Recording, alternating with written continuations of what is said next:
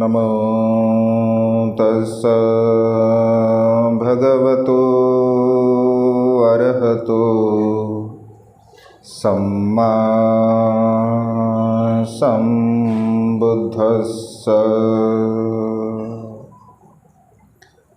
विश्ववंदनीय विश्वशांतिदूत प्रज्ञाशील समाधीचे उद्गाता महान करुणावान करुणेचा सागर तथागत सम्यक संबुद्ध तथागतांचा पावन पवित्र सद्धम्म, त्या सद्धम्माचा सातत्याने प्रचार आणि प्रसार करणारा सदा पूजनीय भिक्खू संघ, बुद्ध धम्म आणि संघ या महान तीन रत्नाचे आम्हा सर्वांना माहिती करून देणारे, आम्हा सर्वांचा आधारस्तंभ भारतीय घटनेचे शिल्पकार बोधिसत्व गुणपेतांग डॉक्टर बाबासाहेब आंबेडकर यांच्या धम्मक्रांतीमध्ये संपूर्ण जीवन समर्पित करतो।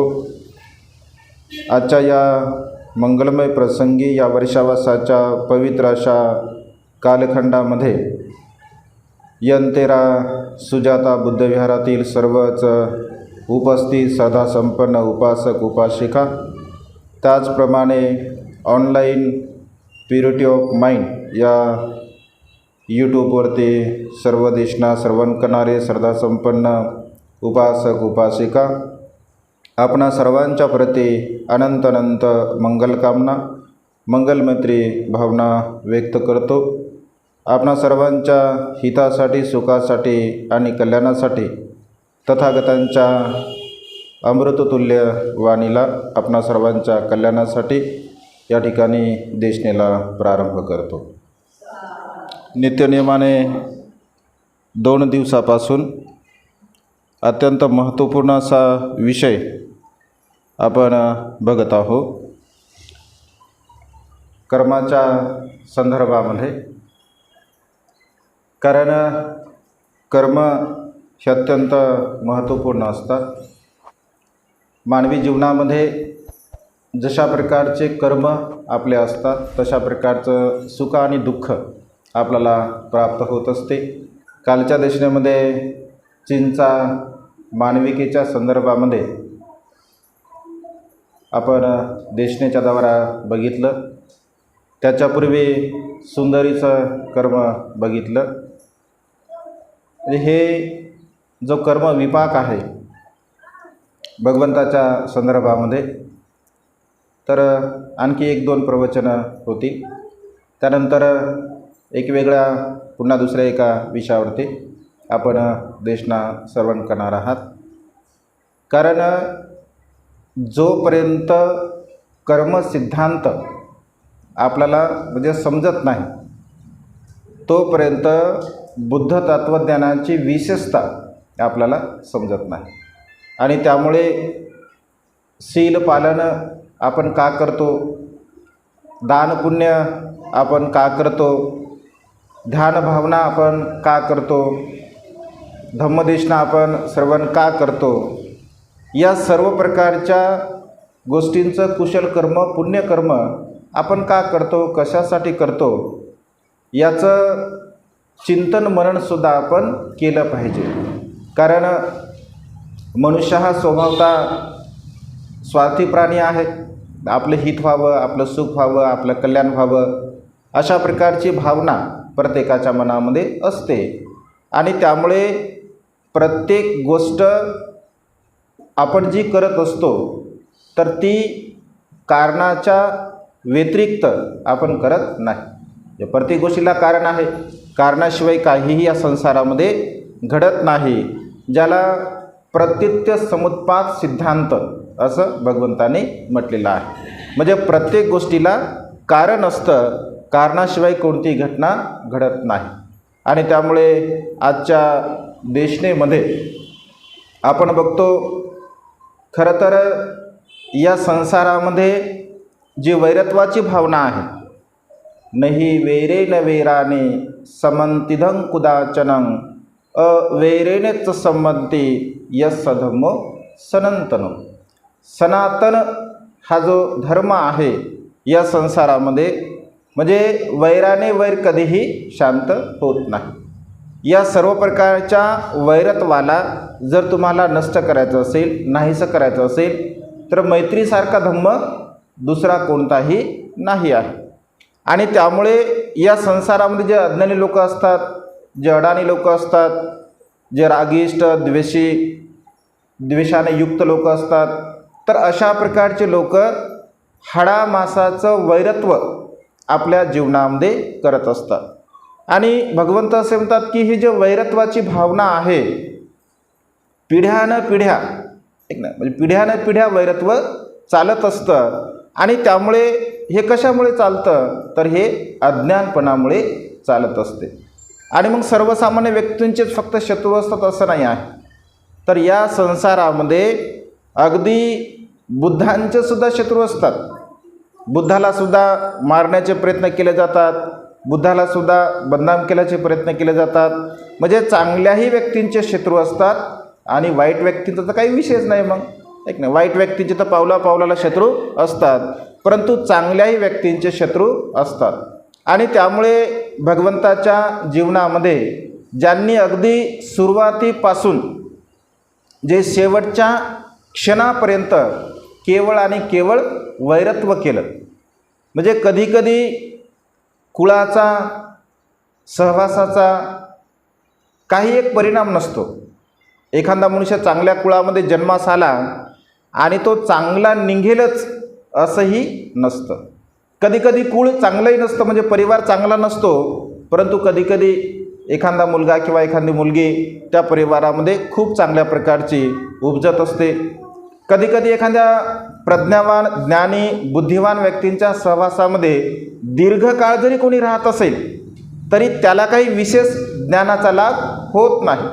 परंतु काही काही लोक असे असतात की क्षणभर जरी एखाद्या ज्ञानी व्यक्तींच्या सहवासामध्ये जर ते राहिले तर त्यांना तात्काळ लाभ होत असतो. जसं उदाहरण म्हणून भगवंत असे म्हणतात, वरण आपण बनवतो, वरणामध्ये अगदी सुरुवातीपासून चम्मच असतो, ऐक. सुरुवातीला आपण त्यामध्ये तेल टाकतो, ऐक. त्याच्यानंतर मोहरी असेल, जिरं असेल, एक ना, लसण असेल, कांदा असेल, मिरची असेल आणि जे काही टाकत असतात समजा वरण बनवताना, डाळ वगैरे, तर तेव्हापासून अगदी सुरुवातीपासून ते सर्व वरण संपेपर्यंत चम्मच त्या पातेल्यामध्ये असतो. वरण ज्या पातेल्यामध्ये सुरुवातीपासून असणारा चम्मच सांगू शकतो का की त्या भाजीची चव कशी आहे? सांगू शकत नाही, कारण त्याचा तो स्वभावधर्म नाही आहे. आणि समजा तीच भाजी एक थेंबभर जर आपण आपल्या जिभेवर टाकली तर आपण सहज सांगू शकतो की ती भाजी खारट आहे का तुरट आहे का आंबट आहे, ऐक. तिची चव आपण तात्काळ क्षणी सांगू शकतो. अगदी तसंच आहे. भगवंत असे म्हणतात, जे मूर्ख लोक असतात त्या मूर्ख व्यक्ती ज्ञानी व्यक्तींच्या सहवासामध्ये कितीही जरी राहिला तरी तो पळीप्रमाणे राहतो, म्हणजे स्वतः काही तो स्वीकारत नाही आहे. परंतु एखादा ज्ञानी मनुष्य असेल, प्रज्ञावान मनुष्य असेल, अगदी काही क्षण, काही थोडा वेळ जरी सहवासामध्ये राहिला तर तात्काळ क्षणी त्या ठिकाणी तो ज्ञानाला ग्रहण करतो. अंगुलीमालाला काय भगवंताने का तासनतास उपदेश दिला होता का? नाही. अगदी काही क्षण भगवंताने त्याला उपदेश दिला होता, परंतु त्याचं ते पुण्य होतं आणि तशा प्रकारे त्याचं कुशल कर्म, पुण्यकर्म असल्याकारणाने तात्काळ त्याने धम्माला ग्रहण केलेला आहे. अगदी अशाच प्रकारे भगवंताचा धम्म जशाशा प्रकारे वाढत होता. अनेक लोक भगवंताच्या सद्धम्मामध्ये भिक्षू बनत होते, भिक्षुणी बनत होत्या आणि खूप मोठ्या प्रमाणामध्ये धम्म चळवळ ही गतिमान होत होती. तर 6 वर्षानंतर भगवंताला तसे अनेक वेळा निरोप दिले गेले. राजा सिद्धोधनांनी अनेक वेळा निरोप दिले गेले की माझ्या पुत्राने धम्माचा लाभ केला आणि अनेक लोक त्या धम्माचा फायदा घेत आहेत, परंतु आम्हाला परिवाराला काही त्याचा लाभ काही होत नाही आहे. तर अनेक वेळा निमंत्रण पाठवले, परंतु भगवंत म्हणजे गेले नाही. तर 6 वर्षानंतर जेव्हा भगवंत पहिल्यांदा कपिलवस्तूला जात असतात, तर कपिलवस्तूला गेल्यानंतर शाक्य लोक असं ठरवतात आपल्या संथागारामध्ये एक सभा बोलवतात आणि त्या सभेमध्ये ठरवतात की भगवंताचं विशेष रूपाने आपण स्वागत करायचं, विशेष पद्धतीने भगवंत, कारण 6 वर्षानंतर भगवंत आपल्या नगरीमध्ये येत आहेत, कपिलवस्तूला येत आहेत, तर वेगळ्या पद्धतीने आपण त्याचा सन्मान करायचा, स्वागत करायचं असं ते लोक ठरवतात. आणि असं म्हटलं आहे की खूप मोठ्या प्रमाणामध्ये उत्सव होतो, सर्वत्र त्या ठिकाणी दीप प्रज्वलित केले जातात, त्यांचं स्वागत केलं जातं. त्याच्याच पूर्वी निग्रोधाराम नावाचं एक सुंदर विहारसुद्धा शाक्य लोक निर्माण करतात भगवंतासाठी, भिक्खू संघासाठी, आणि भगवंत तिथे वास्तव्य करतात काही दिवस. आणि मग शाक्य लोक असं ठरवतात की प्रत्येक परिवारातील एक व्यक्ती आपल्याला भिक्खू संघामध्ये दान द्यायचा आहे, शाक्य लोकांच्या प्रत्येक परिवारामधील. कारण इतर लोकांनी जर अनेक लोक भिक्खू झाले, परंतु आपल्या परिवारातील लोक काही भिक्षू झाले नाही, कारण भगवंत आपल्याकडे आलेच नाही. तर त्यामुळे आपल्याला आपल्या परिवारातील भिक्षू संघामध्ये द्यायचे आहे, आपले मुलं द्यायचे आहे असं ते ठरवतात. आणि मग त्यानंतर साहित्यामध्ये असा उल्लेख आहे, अनिरुद्धसुद्धा भिक्षू बनत असतो, महानामसुद्धा नंतर भविष्यामध्ये भिक्षू बनतो, आनंद भंतेसुद्धा भिक्षू बनतात, नंद भंतेसुद्धा भिक्षू बनतात, पुन्हा रूपनंदासुद्धा भिक्षू बनते, रोहिणीसुद्धा भिक्षू बनते, त्याच्यानंतर राहुलसुद्धा म्हणजे भिक्षू बनतो, त्यांच्यासोबत त्यांचे भोगू, किंबिल अशा प्रकारे जे मित्र असतात तेही बनतात. आणि या 5-6 लोकांची त्यांच्यासोबत देवदत्तसुद्धा असतो आणि त्यांचा उपाली नावाचा नाभीसुद्धा त्या ठिकाणी भिक्षू बनत असतो. मग हे 4-5 जण जेव्हा भगवंताकडे जातात, त्यामध्ये अनिरुद्ध असतो, भग्गू असतो, किंबिल असतो, देवदत्त असतो, आनंद असतो आणि उपाली नावाचा नाफी असतो. हे 6 शाक्य तरुण म्हणजे 5 शाक्य तरुण, 6वा उपाली, हे सर्व भगवंताकडे जात असतात.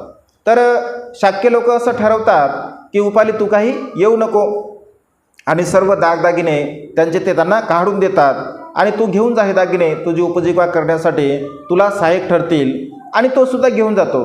पण रस्त्याने जाताना तो विचार करतो की जर शाक्य तरुण जर एवढे दागिने मला देत आहेत, शाक्य लोक अत्यंत क्रोधी आहेत, अत्यंत गर्विष्ठ आहेत, घमेंडी आहेत, ते असा विचार करू शकतात की मी यांच्या पुत्रांना मारलं आणि त्यांचे सर्व दागिने घेतले, तर ही बला मी माझ्यावर कशाला घेऊ. त्यापेक्षा त्यांनी जो मार्ग निवडलेला आहे तर त्या मार्गाचं मी का अनुसरण करू नये, मी का आचरण करू नये, असा तो विचार करतो. आणि जे सोन्यांचं जे काय दागिन्यांचं जे गाठोडं बांधलेलं असतं ते एका झाडावरती तो फेकून देतो आणि म्हणतो की ज्याला कुणाला दिसेल त्याने बक्षीस म्हणून घेऊन जावं. आणि त्या शाक्य तरुणांच्या पाठीमागे तो जात असतो. जेव्हा ते बघतात की तू का वापस आला, परत का आला आहेस, तर तो सांगतो की असं माझ्या मनामध्ये विचार उत्पन्न झाला. तर ते म्हणतात की ठीक आहे, तू सुद्धा खूप चांगलं केलं. आणि सर्वच्या सर्व ते भगवंताकडे जात असतात आणि भगवंताला म्हणतात की भगवान आम्हाला परिवर्ज्या द्या. आणि परिवर्ज्या देत असताना त्या ठिकाणी पुन्हा शाक्य तरुण म्हणतात की भगवान हा जो उपाली नावाचा नाभी आहे, तर या उपाली नाव्याच्या नाव्याला सर्वात अगोदर तुम्ही परिवर्ज्या द्या, कारण याने पिढ्यानपिढ्या आमची सेवा केलेली आहे. आता आम्ही यांची सेवा करू इच्छितो, कारण भिक्खू संघामध्ये एक विनय आहे. जर समजून घ्या, अगदी 5 मिनिटापूर्वी जर एकाची प्रवर्जा झाली असेल म्हणजे दीक्षाविधी झाला असेल आणि 5 मिनिटानंतर दुसरा प्रवर्जा विधी झाला, तर ज्यांचा 5 मिनिटाच्या पूर्वी विधी झाला त्याने वंदन करायचं असतं, त्याने त्याचा सन्मान करायचा असतो. इथे वयाचा काही संबंध नाही आहे. एक 80 वर्षाचा व्यक्ती असेल आणि तो जर समजून घ्या 1-2 वर्षापूर्वी झाला असेल, आणि जर तरुण एखादा भिक्षू असेल आणि त्याला 10-20 वर्ष झाले असतील, तर त्या 80 वर्षाच्या तरुणाने म्हणजे 80 वर्षाच्या वृद्ध व्यक्तीने या ठिकाणी तरुणांना वंदन केलं पाहिजे. इथे वयाचा काही संबंध नाही आहे. म्हणजे प्रवर्ज्या भिक्षू जीवनामध्ये तुम्ही किती जीवन जगलात, तुम्ही त्याच्यामध्ये किती सिनियर आहात, किती दिवस तुम्हाला झाले, किती वर्ष झाले, याच्यावरती ते सर्व काही अवलंबून असतं. आणि मग उपालीला दीक्षा दिली जाते. तर हे जे 5-6 तरुण आहे त्यापैकी उपाली जो आहे हा उपाली विनयधर बनतो, भविष्यामध्ये विनयधर बनतो. त्यामध्ये जो आनंद भंते असतात तर ते धम्मदर म्हणतात. पहिल्या धम्मसंगतीमध्ये संपूर्ण स्वतःला ते संग्रहित करतात. त्याच्यानंतर अनिरुद्ध जे असतात तर ते दिव्य चक्षुमध्ये अग्र बनत असतात. आणि बाकीचे भिक्षूसुद्धा जे भगवा आहे, किंबिला आहे, हे सुद्धा चांगल्या प्रकारचे ज्ञानी विद्वान दुःखमुक्त भिक्षू बनतात. देवदत्त मात्र काहीही बनत नाही. म्हणजे देवदत्ताला काही थोड्याफार रिद्धिसिद्धीच्या बल प्राप्त होत असतात. आणि म्हणजे देवदत्त स्वतःला असं समजत असतो की मी म्हणजे बुद्धच आहे. म्हणजे त्याचा जो स्वभाव असतो तर देवदत्ताला काही विशेष असं म्हणजे काही प्राप्त झालं नाही. कारण देवदत्त अगदी सुरुवातीपासून म्हणजे जो हंस पक्षाचं जे प्रकरण आहे अगदी तेव्हापासून सिद्धार्थ गौतमाचा तो प्रतिस्पर्धी असतो. म्हणजे काही मनुष्यांचा जो स्वभाव असतो तर म्हणजे वैरत्वाची जी भावना आहे तर त्या वैरत्वाच्या गाठी आपण आपल्या सोप्या भाषेमध्ये म्हणतो की गाठी बांधून ठेवतात काही लोक, आहे की नाही.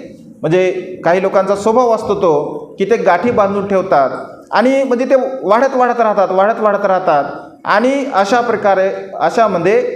प्रकारामध्ये किंवा अशा स्वभावाचा देवदत्त त्या ठिकाणी होता. हंस पक्षाच्या प्रकरणावरून सिद्धार्थाचा आणि देवदत्ताचा तो वाद झाला होता, ते सर्व तुम्हाला माहीत आहे. आणि तो वाद झाल्यानंतर तेव्हापासून तो सिद्धार्थाच्या प्रती आपलं वैरभाव व्यक्त करण्याचा प्रयत्न करत असे, त्याची प्रतिस्पर्धा तो करत असे. आणि भिक्षू झाल्यानंतर सुद्धा म्हणजे एखादा मनुष्य त्याचा मूळ स्वभाव जो आहे तो मूळ स्वभाव कधी मनुष्याचा बदलत नाही. अगदी देवदत्त सुद्धा तसाच होता. एक भगवंताने सर्वांना समान शिकवलं, सर्वांना समान उपदेश दिला आणि त्यामुळे त्याला काही थोड्याफार रिद्धिसिद्धीचे बल प्राप्त झाले होते. तर तो स्वतःला म्हणजे अशा प्रकारे समजायचा की मी प्रतिबुद्ध आहे. आणि मग लोकांचा स्वभाव असतो आणि ते म्हणजे आजचाच नाही आहे, तर भगवंताच्या काळामध्ये सुद्धा असे उपासक उपासिका होते, आजही आहे आणि भविष्यामध्ये सुद्धा राहणार आहेत. तर काही लोक विचारायचे भगवंताला की भगवान सारीपुत्त भंते कुठे आहे, आम्हाला सारीपुत्त भंतेंना दान द्यायचं आहे. काही लोक असं विचारायचे की भगवान महामोगल्यान कुठे आहेत, त्यांना आम्हाला दान द्यायचं आहे.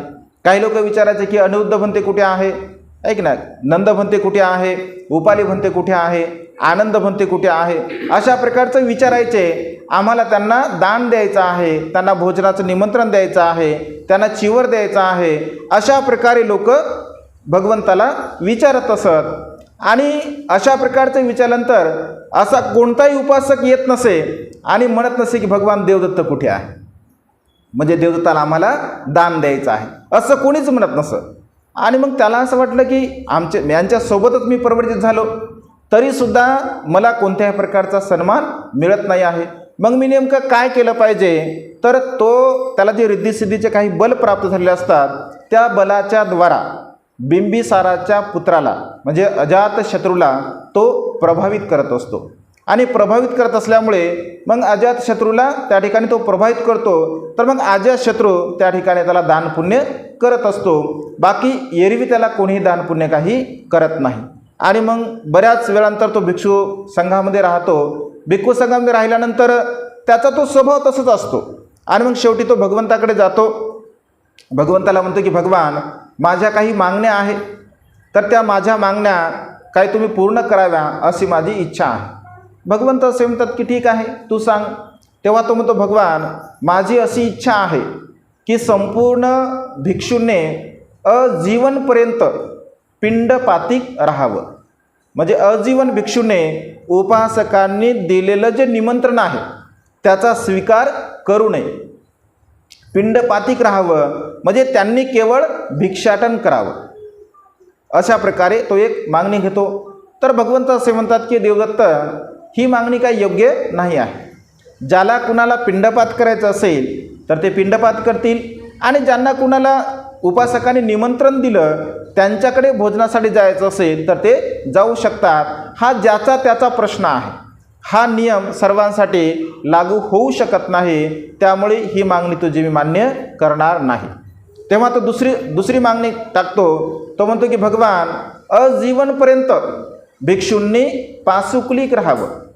पासुकुलिक म्हणजे जे ठिगळ्या ठिगळ्यांचं जे चिवर असतं ना, तर त्याला पासुकुलिक असं म्हटलं आहे.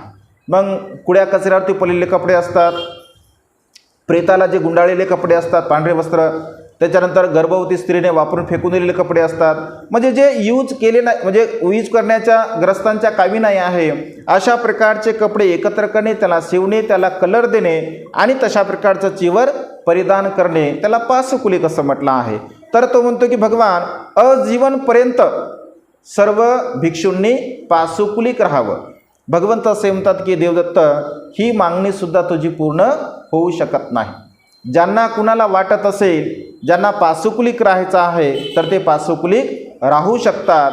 ज्यांना कुणाला असं वाटत असेल की ग्रस्तांनी दिलेलं चिवर आपण स्वीकारावं, कारण पूर्वी काही चिवर देण्याची परंपरा नव्हती, संपूर्ण भिक्षू हे पासुकुलिक होते, परंतु जीवकाच्या पुण्याईमुळे जीवकाला प्रद्योत्त राजाने 2 सुंदर अशा लाख मोलाच्या दुशाली दान दिल्या होत्या. आणि मग तो म्हणतो की मी तर वैद्य आहे, एवढं मूल्यवान वस्त्र मी तर घालणार नाही. मग एक शॉल तो राजा बिंबिसाराला दान देत असतो आणि तो विचार करतो की दुसरी शाल मी कोणाला दिली पाहिजे, तर त्याला आठवतं की ही शाल आपण भगवंताला दिली पाहिजे, कारण एवढं मूल्यवान वस्त्र भगवंताशिवाय आणि राजाशिवाय कोणी वापरू शकत नाही, कारण राजाने दिलेलं असतात ते, त्यामुळे लाख मोलाचे असतात. आणि तो भगवंताकडे जातो, भगवंताला म्हणतो की भगवान, माझा एक वर आहे की तो भगवंताने मला द्यावा. भगवंत असे म्हणतात की वर तर भगवंत देत नाहीत, पण तो म्हणतो भगवान संघाच्या हिताचा आहे. आणि मग त्यानंतर तो म्हणतो की भगवान, ही जी माझी दुशाल आहे तर त्याचा भगवंताने स्वीकार करावा. भगवंत स्वीकार करतात आणि मग संपूर्ण भिक्खू संघाला एकत्र करतात आणि भगवंत असा आदेश देतात की भिक्षूंनो, अनुमती देतो, सदग्रस्तांनी दिलेलं वस्त्र तुम्ही स्वीकारू शकता. आणि त्यानंतर ते भगवंत असे म्हणतात की ही मागणीसुद्धा तुझी पूर्ण होऊ शकत नाही. त्यानंतर तो तिसरा नियम त्या ठिकाणी सांगतो, तो म्हणतो भगवान, भिक्षूंनी आजीवनपर्यंत रुखमूलक राहावं, म्हणजे वृक्षाखालीच त्याने राहावं. त्याने भिक्षू उपासकांनी निर्माण केलेलं जे निवासस्थान आहे त्या निवासस्थानामध्ये राहू नये. तर भगवंत असे म्हणतात की हे सुद्धा तुझी मान्यता किंवा तुझी जी काही सूचना आहे तर ती मान्य होणार नाही, कारण ज्यांचं कुणाचं अधिष्ठान असेल, झाडाखाली राहण्याचं अधिष्ठान पूर्वीच्या काळामध्ये भिक्षू करत होते, डोंगरामध्ये राहण्याचं अधिष्ठान पूर्वीच्या काळामध्ये भिक्षू करत होते, दऱ्याखोऱ्यांमध्ये राहण्याचं अधिष्ठान, जसं आपले ज्ञानज्योती भंतेजी म्हणजे ताडोबा अभयारण्यामध्ये राहतात, तर असे भिक्षू पूर्वीच्या काळामध्ये करत होते. तर भगवंत असे म्हणतात की ज्यांची इच्छा असेल तर ते कोणी जंगलामध्ये राहील, कोणी झाडाखाली राहील, कोणी गुहेमध्ये राहील, गुफेमध्ये राहील, दऱ्याखोऱ्यामध्ये राहील, किंवा ग्रस्तांनी निर्माण केलेलं जे निवासस्थान असेल तर त्या निवासस्थानामध्ये राहील. ही मागणीसुद्धा तुझे मान्य नाही आहे. आणि त्यानंतर चौथी मागणी तो म्हणतो की भगवान, जे काही आजीवनपर्यंत भिक्षूने कोणत्याही प्रकारचं मांस मत्स्य सेवन करू नये, अशा प्रकारे तो चौथी मागणी करतो. भगवंत असे म्हणतात की हा भोजनाचा भाग आहे, कारण जिगच्छा परमारोगा असं भगवंतांनी म्हटलं आहे. उपासकाच्या श्रद्धेने उपासक जे काही भिक्षूंच्या पात्रामध्ये टाकतील तर ते त्यांनी स्वीकारलं पाहिजे. त्याच्यामध्ये काही नियम, काही अटी भगवंतांनी सांगितल्या की जर स्वइच्छा आहे. भगवंत असे म्हणतात की जर आपण त्याला मारलं नसेल, आपण त्याची हत्या केली नाही, त्याला मारलं नाही, तर ते मांस आपण म्हणजे आपण स्वतः मारून ते मांस आपण ग्रहण करू नये, किंवा आपण दुसऱ्यांना सांगूनसुद्धा म्हणजे इच्छा भोजन ज्याला म्हटलं आहे तर सांगूनसुद्धा आपण ते स्वीकार करू नये. त्यानंतर उद्देश भोजन, म्हणजे तुम्हाला माहिती आहे की अशा प्रकारे इथे भोजन मिळणार आहे तर त्याचाही आपण स्वीकार करू नये. म्हणजे 3-4 प्रकारच्या अटी भगवंतांनी सांगितल्या. भगवंत असे म्हणतात की हा ज्याचा त्याचा प्रश्न आहे, ज्यांना जशा प्रकारे, कारण उपजीविका ही ग्रस्तांवरती अवलंबून आहे आणि ग्रस्तांवरती अवलंबून असल्यामुळे भगवंताच्या काळामध्ये असे अनेक उदाहरण आपल्याला पाहायला मिळतात की रोहित मत्स्याचं भोजन भगवंताला, भिक्खू संघाला अनेक वेळा म्हणजे दिल्या गेलं होतं, किंवा काही भिक्षू बिमारसुद्धा पडत असत तर त्या काळामध्ये तशा प्रकारचा तो मासा असेल की जे मासा ग्रहण केल्यानंतर बरेचसे आजारसुद्धा त्या ठिकाणी मुक्त होत असत. तर रोहित मत्स्याचं भोजन भगवंताला, भिक्खू संघाला दिलेलं बौद्ध साहित्यामध्ये अनेक वेळा प्रसंग आहे. जसं आता मग श्रीलंका आहे, तिथे कंपल्सरी भोजनामध्ये फीस असते, कंपल्सरी. कुठेही कुठल्याही विहारामध्ये जा तुम्ही, कंपल्सरी असतं. तर काही प्रदेश असतील किंवा काही भाग असतील, काही देश असतील तर त्यावरती भगवंत असे म्हणतात की हा काळाला अनुरूप बदल होणारा तो विनय आहे. तर त्यामुळे याच्यामध्ये सुद्धा सत्यता काही म्हणजे तुझी पूर्ण होऊ शकत नाही, मागणी पूर्ण होऊ शकत नाही. ह्या 4 मागण्या घेऊन तो भगवंताकडे येत असतो. भगवंत 4ही मागण्या त्याच्या अमान्य करतात आणि मग तो लोकांना सांगतो, बघा मी भिक्खू संघ शुद्ध स्वरूपामध्ये तयार करण्याचा प्रयत्न करतो, परंतु भगवंताचा त्याला विरोध आहे. म्हणजे अशा प्रकारे तो लोकांमध्ये सांगतो. अशा प्रकारे भिक्षूंना सुद्धा सांगतो की बघा मी शुद्ध स्वरूपामध्ये भिक्षू तयार करण्याचा प्रयत्न करतोय, भिक्खू संघ तयार व्हावा असं मला वाटतं, परंतु भगवंत मात्र त्याला मान्यता देत नाहीत. आता जे अडाणी म्हणजे अज्ञानी भिक्षू होते किंवा जे नवखे भिक्षू होते, कारण तो सुद्धा बलवान होता, तो सुद्धा म्हणजे त्याच्यामध्ये सुद्धा तसं बल होतं. तो जरी भगवंताचा विरोधक असेल तरीसुद्धा काही रिद्धिसिद्धीचे बल त्याला प्राप्त झाले होते. आणि त्यामुळे जे नवखे भिक्षू होते, जे नव्याने प्रवृत्त झालेले होते, तर 500 भिक्खू त्या ठिकाणी तो भगवंताच्या भिक्खू संघामधून वेगळे करत असतो. म्हणजे 500 भिक्षूंना तो घेऊन जातो. त्या ठिकाणी पहिल्यांदा संघामध्ये फूट पडत असते. भगवंत असे म्हणतात की संघामध्ये फूट पाडणे हे महापाप आहे. हे पापापासून मनुष्याला कधीही मुक्तता नाही आहे. अशा प्रकारचे भगवंताने काही महापाप सांगले, जसं मातापित्यांची हत्या करणे हे महापाप आहे. मातापित्यांना कधी त्रास देऊ नये, कधी त्यांची हत्या करू नये, त्यांचं रक्त काढू नये, कारण मातापित्यांना त्रास देणे हे महापाप आहे. त्या पापातून मनुष्य कधीही मुक्त होत नाही. श्रमण ब्राह्मणांची हत्या करणे हे सुद्धा महापाप आहे. मग श्रमण कोण? जे श्रोतापन्न आहे, सकृदागामी आहे, अनागामी आहे आणि अरहंत आहे.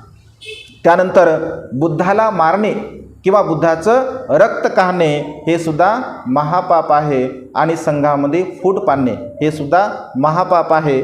तर देवदत्त अशा प्रकारे महापाप त्या ठिकाणी करत असतो. संघाला तो 500 भिक्षूंना तो घेऊन जात असतो. घेऊन गेल्यानंतर मग सारीपुत्त आणि महामोगल्यान पुन्हा भगवंत सांगतात की जा भिक्षूंना घेऊन या, कारण देवदत्त ते जे भिक्षू आहेत तर ते अज्ञानी आहेत, नवखे आहेत, आणि सारीपुत्त महामोगल्यान त्या भिक्षूंना ते घेऊन येत असतात. म्हणजे देवदत्त अशा प्रकारचे प्रयत्न त्या ठिकाणी करत असतो. आणि काही लोकांना सुद्धा भगवंताला मारण्यासाठी तो पाठवत असतो. ग्रदकुड पर्वतावरून एक मोठा दगड त्या ठिकाणी भगवंत भिक्षाटन करण्यासाठी त्या रस्त्याने जात असतात. तर त्या दिशेने जात असताना एक मोठा दगड तो आपल्या बलाने त्यांच्या अंगावरती टाकतो. तर तो दगड दुसऱ्या एका दगडाला लागतो आणि त्याचा छोटासा एक भाग भगवंताच्या पायाला लागत असतो. तर तिथे रक्तस्राव होत असतो. म्हणजे लोकांना मारण्यासाठी सुद्धा पाठवतो अजातशत्रूच्या सहकार्याने, आणि पुन्हा स्वतः मात्र तो प्रयत्न करतो. अशा प्रकारे भगवंताला मारण्याचे सुद्धा तो प्रयत्न करत असतो. आणि शेवटी भिक्षू त्यांच्याकडून जेव्हा 500 भिक्षू येतात तर शेवटी त्याला मात्र खूप पश्चाताप होत असतो. त्याला असं वाटतं की आपण भगवंताचा खूप विरोध केला आणि केवळ त्याच्याकडे 4 भिक्षू असतात. असं म्हटलं केवळ 4 पायी खाटीवरती तो पडलेला असतो, वृद्ध झालेला असतो. आणि तशा अवस्थेमध्ये त्या ठिकाणी तो असा विचार करतो, चिंतन मनन करतो की मी भगवंताला खूप त्रास दिला आणि मी भगवंताची क्षमा मागितली पाहिजे, भगवंताचं मी वंदन केलं पाहिजे. तर 4 भिक्षूंना तो सांगतो की मला तुम्ही भगवंताकडे घेऊन जा अगदी शेवटच्या क्षणी. आणि जेव्हा तो जवळजवळ येत असतो, जर तुम्ही श्रावस्तीला जर गेले असाल, कोण कोण गेले श्रावस्तीला?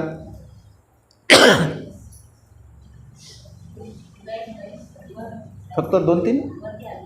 काहून तुम्ही नाही गेले? कमालच झाली.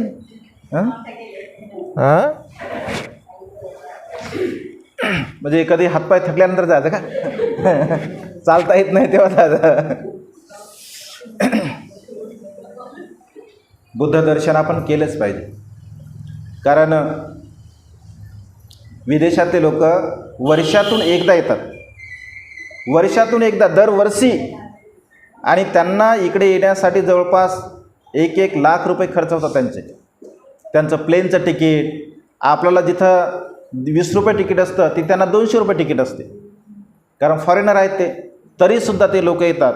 आपणसुद्धा गेलं पाहिजे. श्रावस्तीच्या बाजूलाच जिथे जेतवन आहे, अगदी जेतवनाच्या बाजूला एक सरोवर आहे, ज्या सरोवरामध्ये म्हणजे देवदत्त हळूहळू येत असतो आणि हळूहळू आल्यानंतर भिक्षू सांगतात भगवंताला, भगवान देवदत्त आपलं दर्शन घेण्यासाठी येत आहे.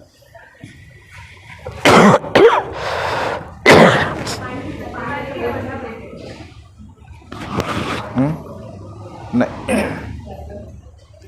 भगवान देवदत्त आपलं दर्शन घेण्यासाठी येत आहे.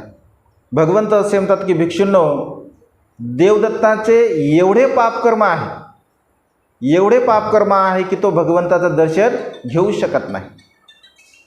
भिक्षू म्हणतात की भगवान तो बघा म्हणजे जेतवनाच्या परिसरामध्ये आलेला आहे, तो अगदी जवळ येत आहे भगवान. भगवंत असे म्हणतात की भिक्षूंनो, तो भगवंताचं दर्शन घेऊ शकत नाही, कारण त्याचे एवढे पापकर्म आहे, एवढे अकुशल कर्म आहे.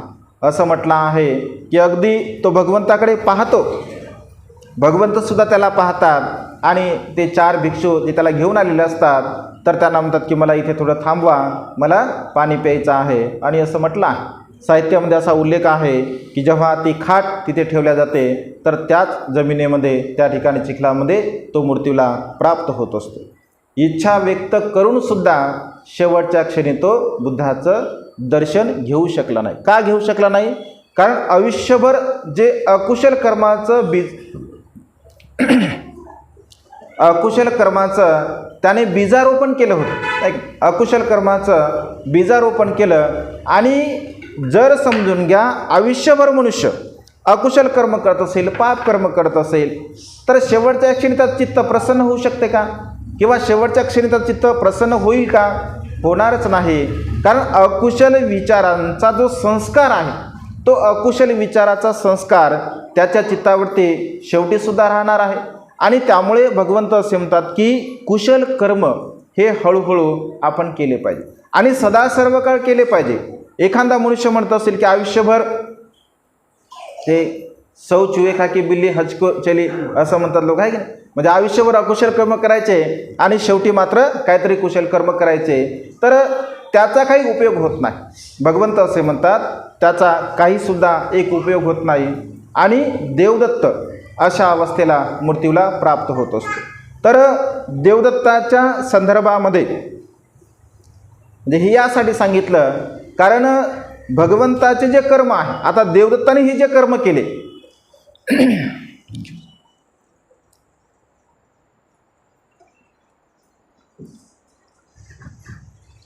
म्हणजे देवदत्ताने हे जे कर्म केले तर भगवंताचं कर्म आपण बघतोय. त्यामुळे देवदत्ताने केलेल्या कर्माचा विस्तार रूपाने तुम्हाला थोडक्यामध्ये सांगितलं तर भगवंताच्या अंगावरती ग्रदकुड पर्वतावरून त्या ठिकाणी दगड फेकला, भगवंताच्या पायाला थोडासा तो दगड लागला, भगवंताच्या पायातून रक्तस्राव झाला. त्यानंतर भगवंताला म्हणजे काही भिक्षू, काही उपासकांना म्हणजे चोरांना, दरोडेखोरांना त्या ठिकाणी अजातशत्रूच्या सहकार्याने त्याने मारण्यासाठी सुद्धा पाठवलं. पण ते भगवंताचं बल असते तर ते सुद्धा भगवंताला शरण जात असतात. तर जेव्हा असा प्रश्न उत्पन्न झाला भिक्खू संघामध्ये की भगवान देवदत्त अशा प्रकारचा आपल्यासोबत व्यवहार करत होता, मिलिंद प्रश्नामध्ये प्रश्न केला गेला राजाने की भगवान भंते म्हणजे नागसेन भंतेंना ते प्रश्न करतात की भंते, जर भगवंताला आपण सम्यक संबुद्ध म्हणतो, भगवंत भूतकाळ, भविष्यकाळ आणि वर्तमान काळ जाणणारे आहे, भगवंत या तीनही काळाला जर जाणणारे असतील तर देवदत्त भविष्यामध्ये भगवंताला अशा प्रकारचा त्रास देईल, भगवंताचं रक्त काढेल, संघामध्ये फूट पाडेल, वैद्य म्हणजे चोर लोक किंवा डाकू लोक भगवंताला मारण्यासाठी पाठवतील. तर हे भगवंताला माहीत नव्हतं का मग? कारण भगवंत जर समजा भूत भविष्य वर्तमान जर जाणणारे असतील तर भगवंताला हे माहीत असायला पाहिजे. आणि जर समजून घ्या भगवंताला जर हे समजलं नसेल तर भगवंत मग सम्यक संबुद्ध नाही, भूत भविष्य वर्तमान जाणणारे नाहीत, अशा प्रकारचा प्रश्न त्या ठिकाणी केला गेला. तर भगवंत सांगतात की मनुष्याच्या जीवनामध्ये जे काही घटना घडत असतात किंवा जे काही आपल्या जीवनामध्ये प्रसंग येतात तर भगवंत असे म्हणतात की भिक्षूंनो, मी केलेल्या अकुशल कर्माचा तो एक परिणाम असतो. कारण माझ्याकडून काही प्रमादवश काही अकुशल कर्म घडले, वाईट कर्म घडले, तर त्या वाईट कर्माच्या परिणामामुळे अशा प्रकारे मला त्याचा परिणाम भोगावा लागला. तर त्याचं सांगत असताना भगवंत असे म्हणतात,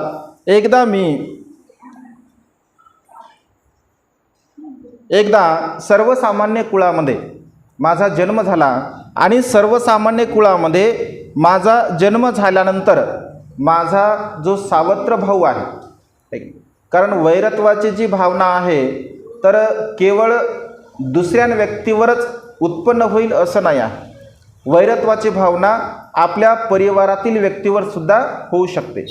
मग तो आपला सखा भाऊ असू द्या, बहीण असू द्या, किंवा माता असेल, पिता असेल, म्हणजे कोणावर सुद्धा वैरत्व आपण काढू शकतो. कारण मनुष्याचा तो स्वभाव आहे. मनुष्याच्या चित्तामध्ये जर एकदा कुणाच्या प्रती वैरत्वाची भावना जर उत्पन्न झाली, आपण बघतो की अगदी छोट्या छोट्या गोष्टीवरून अनेक लोक एकमेकांना मारतसुद्धा असतात, त्यांची हत्यासुद्धा करतात. अगदी तशाच प्रकारे भगवंत असे म्हणतात की मी एका जन्मामध्ये माझ्या चुलत भावाला एका पर्वतावरती नेलं आणि पर्वतावरती नेल्यानंतर त्या पर्वतावरून मी त्याला खाली ढकलून दिलं. एवढंच नव्हे तर पुन्हा दगडाने ठेचून त्याची मी हत्या केली. आणि तशा प्रकारे मी त्याची हत्या केल्यामुळे हे जे अकुशल कर्म आहे, या अकुशल कर्माच्या बलाने माझ्या जीवनामध्ये अनेक जन्मामध्ये मी दुःख भोगलेलं आहे. कारण ज्याप्रमाणे मी त्याला मारलं, मी त्याची हत्या केली, अगदी तशाच प्रकारे देवदत्ताने ते जे कर्म होते त्या कर्मबलाने एक दगडाचा भाग जरी मला लागला असेल, परंतु माझ्या शरीरामधून त्या दगडाच्या भागामुळे रक्तस्रावसुद्धा झाला होता. आणि ते जे कर्म आहे ते कर्म बुद्ध जरी असतील तरीसुद्धा मात्र ते कर्म काही रोखल्या गेलं नाही. मोठा दगड जरी फेकला असेल तर दुसऱ्या दगडाने त्या दगडाला जरी अडवलं असेल तरीसुद्धा मात्र एक छोटासा भाग का होईना त्या कर्माच्या रूपाने, कारण भगवंताचं बल असतं आणि त्या बलामुळे, परंतु बल जरी असेल तरीसुद्धा केलेले जे कर्म असतात तर त्याचा थोडाफार का परिणाम, विपाक मात्र भोगावा लागत असतो. आणि त्यामुळे मी केलेल्या या कर्मामुळे देवदत्ताने ग्रदकडू पर्वतावरून मला मारण्याच्या उद्देशाने दगड फेकला होता. ते माझ्या कर्माचा विपाक होता, तो माझ्या कर्माचा परिणाम होता, अशा प्रकारे भगवंत म्हणतात. त्यानंतर जो दुसरा प्रसंग आहे, तर दुसऱ्या प्रसंगाला अनुसरून असं म्हटलं आहे की जसं जे गुंड प्रवृत्तीचे लोक भगवंताला मारण्यासाठी अजातशत्रूच्या सहाय्याने देवदत्त पाठवत असतो, तर भगवंत असे म्हणतात की तो सुद्धा माझ्या कर्माचा विपाक आहे. एका जन्मामध्ये प्रत्येक बुद्ध रस्त्याने भिक्षाटन करत असताना त्यांच्या रस्त्यामध्ये मी दगड फेकले होते.